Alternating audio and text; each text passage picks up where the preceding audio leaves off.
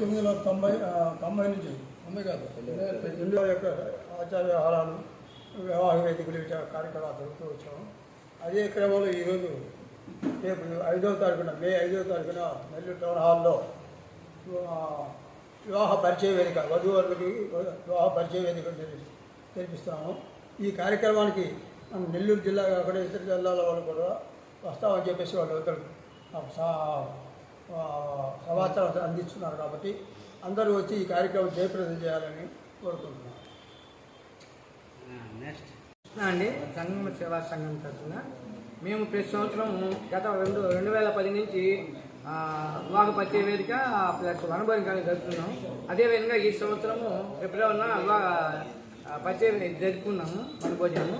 ఇదే విధంగా ఈ సంవత్సరం 5/5/2024 మే ఆదివారం నాడు నెల్లూరు టౌన్ హాలు ప్రతి ఒక్కరూ మన కులస్తులు వచ్చి వాట్సాప్ ద్వారా పంపించున్నాం అందరికీ. అయినా మన మీడియా తరఫున మన దశరామయ్య గారు మన కార్యకర్తలు అందరి తరఫున కూడా ప్రతి ఒక్కరికి తెలియాలని మనం ఇది పెట్టుకున్నాము.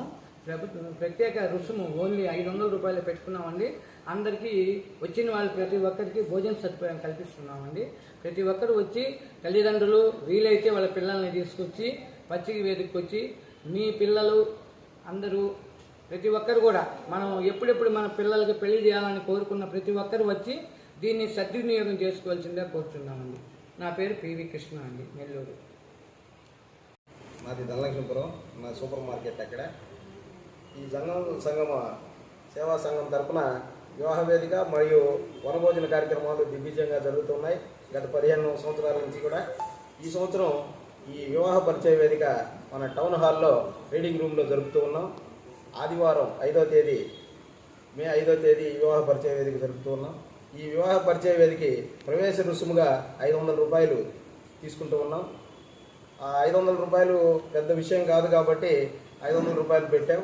అదేవిధంగా ఈ వివాహ పరిచయ వేదికని ప్రతి ఒక్కరు కూడా సద్వినియోగం చేసుకొని వాళ్ళ తల్లిదండ్రులతో పాటు అవైలబుల్లో ఉంటే వాళ్ళ పిల్లలను కూడా తీసుకొచ్చి ఈ కార్యక్రమాన్ని దిగ్విజయంగా పూర్తి చేయాలని, మన కులస్తులకు తెలియని వారికి కూడా ఈ విషయం తెలియపరచాలని ఈ మీడియా పరంగా మేము అందరికీ కూడా తెలియపరుస్తూ ఉన్నాం.